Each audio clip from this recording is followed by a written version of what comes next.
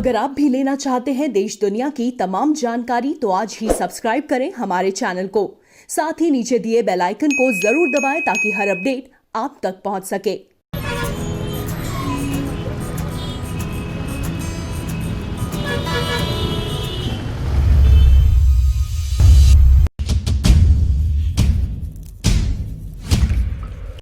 नमस्कार, आप देख रहे हैं प्रभा साक्षी न्यूज नेटवर्क का बेहद ही खास कार्यक्रम चाय पर समीक्षा।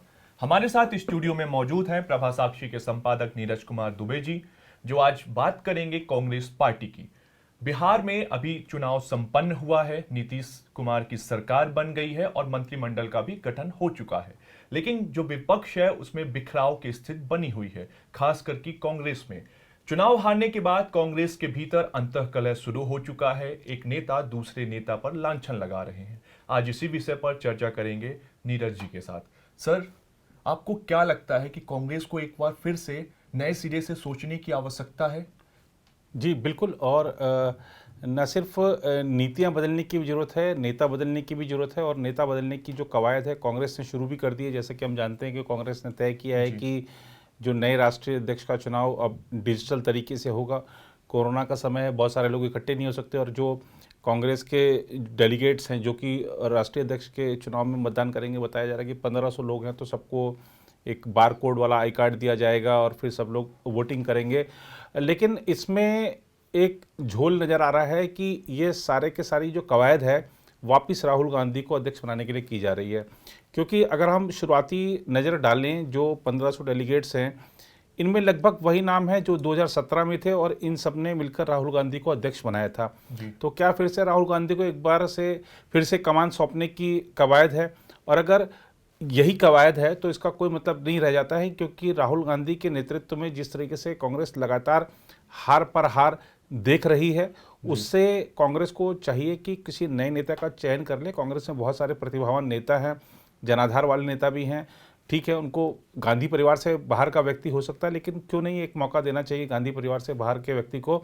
और कांग्रेस में जो आपने भी कहा कि अंतर्द्वंद की बात है, जो नेताओं के विरोधी स्वर उभर रहे हैं, वो जाहिर सी बात है कि वो देख रहे हैं कि अब ये सारे जो नेता हैं अब जिन्होंने बयान दिए, अगर आप कपिल सिब्बल की बात करें, अगर आप मल्लिकार्जुन खड़गे की बात करें, या जो अशोक गहलोत की बात है, या सुबोध कांत सहाय, या अन्य जो नेता हैं, ये सारे देखिए ज़मीन से जुड़े हुए नेता हैं, बरसों से कांग्रेस की कार्यप्रणाली से अवगत हैं। इनको भी दुख होता है कि हमारा जो राष्ट्रीय अध्यक्ष है वो राष्ट्रीय कार्यालय में नहीं बैठता, वो प्रदेश के कार्यालयों में नहीं आता। और ये सारे नेता, अब आपको मैं बताता हूँ सुबोध कांत सहाय ने क्या कहा। बड़े वरिष्ठ नेता हैं, कई बार सरकारों में मंत्री रहे हैं, कई बार सांसद रहे हैं। वो उन्होंने कहा है कि भारतीय जनता पार्टी का अगर कोई कैंडिडेट होता है तो उसको जिताने के लिए पूरा संगठन लग जाता है, एक पूरा टीम उसको दी जाती है ताकि ये कैंडिडेट जीते, और उसके लिए पूरी मेहनत की जाती है। और आप देखिए कि एक तरफ जहां बीजेपी माइक्रो लेवल पर जा रही है, जो पार्टी के केंद्रीय नेता हैं उनको निगम चुनावों का प्रभारी बनाकर भेजा गया है कि आपको निगमों तक भी पहुंचना है, हर बूथ तक पहुंचना है। वहीं कांग्रेस में कोई अभी तक सुनवाई नहीं है कि ठीक है, आप देखिए कि चुनाव की बात छोड़ दीजिए, अपने संगठन चुनाव में अभी लगे हुए हैं, लेकिन आप देखिए बीजेपी ने बंगाल की तैयारी शुरू कर दी है, असम की तैयारी शुरू कर दी है। यहाँ पर ये आपसी अंतर विरोध से जूझ रहे हैं। और कांग्रेस के जो नेताओं को भी चाहिए कि हम पार्टी के साथ खड़े हों, हम परिवार के साथ खड़े नहीं हों।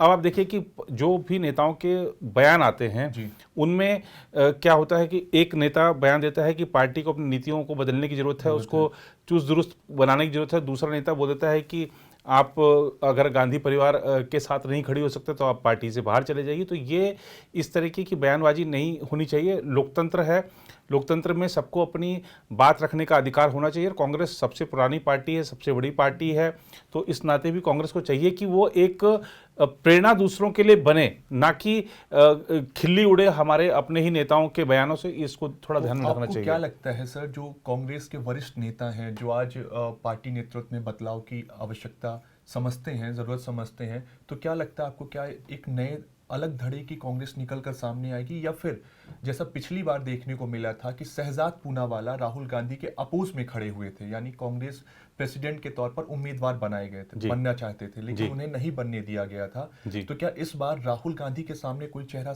आ सकता है? देखिए, उम्मीद है, कि शायद कोई आएगा, लेकिन कांग्रेस का जो प्रबंधन है वो इतना ज़्यादा मजबूत करके चल रहे हैं कि जो पर्चा एक व्यक्ति भरे उसके खिलाफ कोई दूसरा खड़ा नहीं हो। और अगर क्योंकि ये कांग्रेस के लिए भी पहली बार है कि वो ऑनलाइन सब कुछ चुनाव करा रहे हैं। अब ऑनलाइन कोई मतदान अपना पर्चा दाखिल कर देता है अध्यक्ष पद के लिए, तो देखना होगा कि कांग्रेस कैसे निपटती है। संभावना यही है कि सर्वसम्मति से नेता का चुनाव हो, लेकिन अगर वापस राहुल गांधी का होता तो इस कवायद का कोई मतलब नहीं रह जाएगा। बीजेपी समेत अन्य दलों को कहने का मौका मिल जाएगा कि ये तो इसका कोई मतलब था नहीं, आपने ये जो कुछ किया वापस राहुल गांधी के पास आ गई। और देखिए, जो अगर हम देखें राहुल गांधी की वजह से कांग्रेस में जो वरिष्ठ नेता हैं वो अपने आप को इग्नोर महसूस करते हैं, क्योंकि उनका ये, अगर आप उनसे बात करेंगे तो वो ऑफ द रिकॉर्ड बताते हैं कि हमसे कोई सलाह नहीं ली जाती है। जो अनेक मुद्दे होते हैं उनमें अपनी तरफ से या तो ट्वीट के जरिए बयान दे दिया जाता है या कुछ और कर दिया जाता है। तो जो लोग अहम मंत्रालयों के मंत्री रहे हैं कांग्रेस की सरकारों में, उनसे एक बार विमर्श करना चाहिए राहुल गांधी को, प्रियंका गांधी को बयान देने से पहले कि इस मुद्दे पर क्या है। अब जैसे आरसीईपी का मुद्दा लीजिए, भारत ने साइन नहीं किया, अब जो जयराम रमेश हैं वो कुछ और कह रहे हैं, जो आनंद शर्मा हैं वो कुछ और कह रहे हैं, कांग्रेस पार्टी का स्टैंड कुछ और है। तो ये दिखाता है कि कांग्रेस में जो अहम मुद्दे हैं देश के लिए, उनमें कुछ आंतरिक रूप से चर्चा ही नहीं हो रही है। कांग्रेस ने कहने को 50 कमेटियां बना रखी हैं, उन कमेटियों की बैठकें नहीं हो रही हैं, नेता आपस में बातचीत नहीं करते हैं, अलग अलग बैठकें की। जैसे अब ग्रुप 23 की बात होती है, जिन्होंने चिट्ठी लिखी थी पहले भी अगस्त में सोनिया गांधी को कि एक जो निर्वाचित अध्यक्ष हो हमारा, तो इस बिहार चुनाव के बाद इनकी फिर से बैठक हुई है। अब आप लगाइए कि कांग्रेस ने कुछ प्रभारियों की व्यवस्था करी है और कि जो कि राष्ट्रीय अध्यक्ष को की अनुपस्थिति में अपना एक बैठक करेगी अहम मुद्दों को लेकर।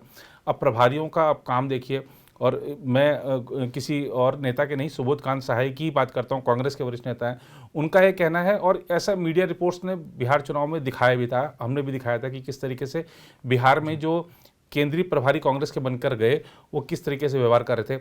देखिए, जो प्रभारी बनके जाता है उसको वहाँ की टीम को काम करने में सहयोग करना चाहिए, ना कि उनको आपको जाके ऑर्डर देना है। आप उनकी सुनते नहीं हैं, अपनी चलाते हैं, जबकि आपको उस राज्य की बुनियादी चीजें नहीं पता होती है जी। और वहीं से जो आपसी मतभेद जब शीर्ष लेवल पे शुरू हो जाता है तो निचले स्तर का भी कार्यकर्ता देखता है कि तो आपस में लड़ रहे हैं, वो उनकी नहीं सुन रहा है, ये इनकी नहीं सुन रहा, तो मैं क्यों सुनूं, मेरे पास क्यों टाइम फालतू है। तो ये सब चीज़ें चुनाव में बड़ा ध्यान रखने वाली चीज़ें हैं। और आरोप भी सर लगते रहे हैं कि जो बूथ लेवल के कार्यकर्ता हैं कांग्रेस के, उनके साथ आपसी तालमेल नहीं है नेताओं का। और दूसरी बात सर, जब आपने बोला कि वरिष्ठों की बात नहीं सुनते हैं राहुल गांधी, लेकिन जब दूसरी तरफ हमने देखा कांग्रेस की अध्यक्षा बनाई गई सोनिया गांधी, तो जो राहुल खेमे के नेता थे उनका कहीं ना कहीं उनको साइड किया गया। उनमें से कई नेताओं ने इस्तीफा दे दिया और कुछ पार्टी छोड़कर भी चले गए। और कहीं ना कहीं इसके पीछे एक वजह ये भी बताई जा रही है कि राहुल गांधी ने ध्यान नहीं दिया, इस वजह से मध्य प्रदेश भी गवा दिया गया। तो आगे क्या कुछ सोचकर कांग्रेस को बढ़ना चाहिए? देखिए, जैसा कि आपने कहा कि वो ध्यान नहीं दिया, और ध्यान कोई दे नहीं रहा है, इसीलिए तो आज कांग्रेस की दशा ये हो गई है। आप चाहे पार्षद की बात कर लीजिए, आप विधायक की बात कर लीजिए, सांसद की बात कर लीजिए, अगर कहीं से कुछ आसानी से टूट सकता है तो कांग्रेस के पार्षद टूट सकते हैं, विधायक टूट सकते हैं, सांसद टूट सकते हैं। ये बात कोई पार्टी नहीं करी, जनता देख रही है। अब बिहार में नतीजे आए नहीं हैं, उससे पहले कांग्रेस को भय हो जाता है कि हमारे जो लोग जीत कर आएंगे वो टूट जाएंगे या वो इधर उधर भाग जाएंगे। तो कांग्रेस के अंदर अगर ऐसी स्थिति है तो उसका जिम्मेदार कौन है? जिम्मेदार अगर सफलता की जो सेहरा नेता के तौर पर जो हमारा नेतृत्व करता होता है उसके सर पर बांधा जाता है, तो हार का ठीकरा भी उसके सर पर फोड़ा जाना चाहिए। तो इसीलिए, और नेतृत्वकर्ता कौन है? अब आप देखिए कि सोनिया गांधी का, ठीक है, स्वास्थ्य उनको इजाज़त नहीं देता है कि वो ज़्यादा चुनाव प्रचार करें, इसलिए बिहार में नहीं गई, उनकी बात समझ में आती है। राहुल गांधी चुनाव प्रचार के बीच में छुट्टियां मना रहे हैं शिमला में, तो ये जनता भी देखती है कि आप कितने सीरियसली ले रहे हैं। आप जब नेता होते हैं, सार्वजनिक जीवन में होते हैं, आपका एक एक जो बॉडी लैंग्वेज है वो बहुत महत्व रखता है, आपका जो आचार व्यवहार है वो बहुत महत्व रखता है।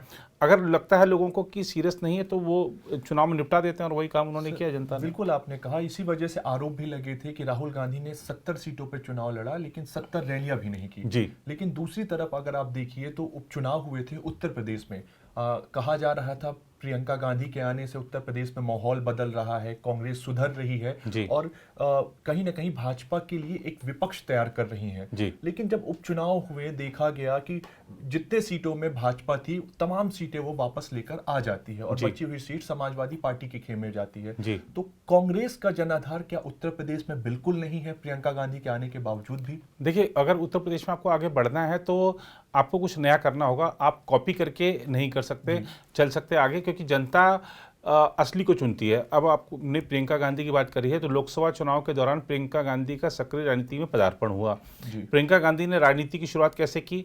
मंदिर मंदिर जाकर। मंदिर मंदिर बीजेपी के नेता भी जाते हैं। अब कांग्रेस ने जब मंदिर जाने की शुरुआत करी तो लोगों को ये लगा कि ये उनकी कॉपी कर रहे हैं चुनाव में, इनको लुभाने के लिए।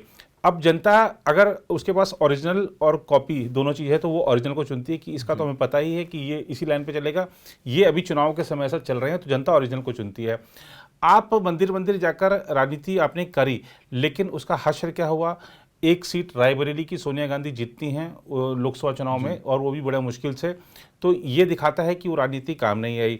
अब आप हाथरस कांड जब होता है तो आपने उस समय ये देखिए, जहाँ भी होता है इस तरीके के कांड, जो भी युवतियों के साथ दुष्कर्म की घटनाएं होती हैं वो निंदनीय है, कहीं नहीं होनी चाहिए। समाज की मानसिकता बदलने जाने की जरूरत है। लेकिन अब आप देखिए, आपने सिर्फ हाथरस को मुद्दा बनाकर आपने सड़कों पर आंदोलन कर दिया और यूपी की राजनीति में गर्माहट पैदा करने की कोशिश की, बहुत कुछ किया। क्या हुआ? 7 सीटों पर चुनाव हुए थे, 4 में से आपके प्रत्याशियों की जमानत जब्त हुई। तो ये दिखाता है कि यही सब आपको वोट, ये सब चीज़ें वोट में नहीं तब्दील होती है। वोट में तब्दील तब होंगी सब चीज़ें जब आपको बहुत कुछ करना होगा, जनता को विश्वास दिलाना होगा। आप क्यों नहीं एक उत्तर प्रदेश के विकास के लिए ब्लूप्रिंट अभी से पेश कर देते हैं? जनता को भी समय मिलेगा कि यार कांग्रेस ने ये जो इन क्षेत्रों के लिए जो ब्लूप्रिंट रखा है हमारे सामने, इसमें दम है, हमको कांग्रेस के साथ जाना चाहिए। तो एक चीज़ें सिर्फ चुनाव के समय ही या अगर कोई घटना हो गई है तो उस समय ही हमें बस नज़र आना है, बाकी हम ट्विटर के जरिए राजनीति चलाते रहेंगे। तो ये ऐसा अमेरिका में ही होता है, हमारे यहाँ पर अभी नहीं होता है। तो जाना आपने कि कैसे कांग्रेस को क्या कुछ करना चाहिए ताकि उनकी नीतियों में थोड़ा प्रभाव दिखाई दे और वो मजबूत विपक्ष के तौर पर सामने पेश आ सके। तो आप देख रहे थे प्रभा साक्षी का कार्यक्रम चाय पर समीक्षा। अगले सप्ताह फिर आपसे मुलाकात होगी, तब तक देखते रहिए प्रभासाक्षी.com। जी, और एक चीज़ का सदैव ध्यान रखिए कि जब तक दवाई नहीं तब तक ढिलाई नहीं। कोरोना के जितने भी प्रोटोकॉल्स हैं उन सब का पालन करते रहिए।